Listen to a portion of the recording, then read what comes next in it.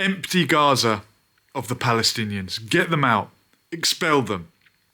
This seems to be Donald Trump's idea, or someone else's idea, that he's going along with. This was the plan all along, wasn't it? Has this been the plan since day one, since 1948, or maybe longer ago than that? Expel the people from the land to make room for other people.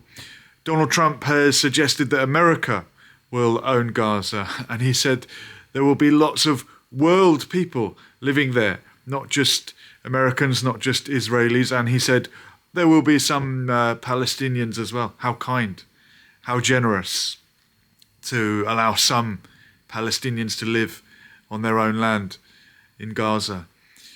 But of course, most of the Palestinians that live in Gaza aren't actually from there originally anyway. They're the children and grandchildren of the Palestinians who were expelled in 1948 from villages and towns that now lie within the new state that was created. So, in a way, what's the difference between being expelled into Gaza and living there for a few generations in the hope of returning, in the hope of going home?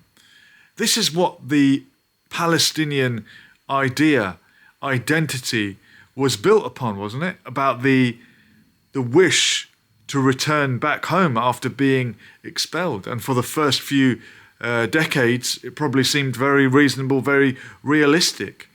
And then when it got to 50 years since the Nakba, 60, 70, we're approaching 80 years now, that hope is becoming more and more distant, isn't it? But I think the hope is still alive. I was in the Palestinian territories just over 10 years ago, at one point visiting a refugee camp in the West Bank, and they had writing, graffiti perhaps, or some kind of poster on the wall that said, "Haifa, we are coming back." They are talking about the towns and villages that they were expelled from in 1948, and children who are now the grandchildren, maybe great-grandchildren of those refugees that were expelled in 1948 are still hoping to go back to the villages that they never set foot in. You might think that's a crazy idea, but it's not any more crazy than the idea of the right of return for any Jewish person living anywhere in the world who may or may not have had a great-great-great-great-great-great-grandfather in Haifa or Jaffa or one of these places. If that right exists 2,000 years later for any Jewish person born anywhere in the world, in fact, not even a Jewish person, any individual with at least one Jewish grandparent has the right to go and live in that country and be given citizenship for that country and be made welcome. If that's still the case after 2,000 years, why would a Palestinian give up their right to the same thing less than 80 years later? And a lot has been made of the fact that the surrounding countries don't want to take Palestinian refugees. There's already thousands of Palestinian refugees living in Lebanon, Jordan, Syria. They've been living there for generation. But the hope of those that have expelled them is that they will go away, they will live there forever, and that's it. You're never coming back. The Palestinian cause.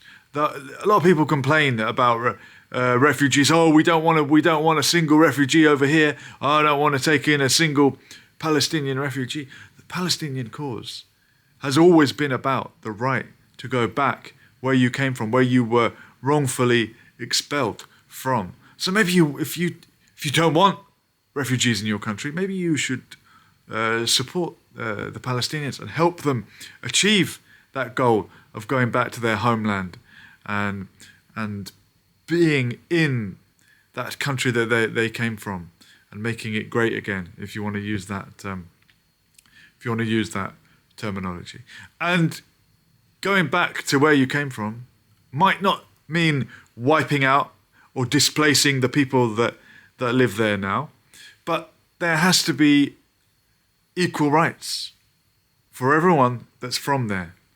And someone having the right to go back because they were there 2,000 years ago, and someone not having the right to go back when their grandfather was expelled less than 80 years ago, and you've still got the set of keys for a house that still exists. That is that's the inequality, isn't it? That's the injustice.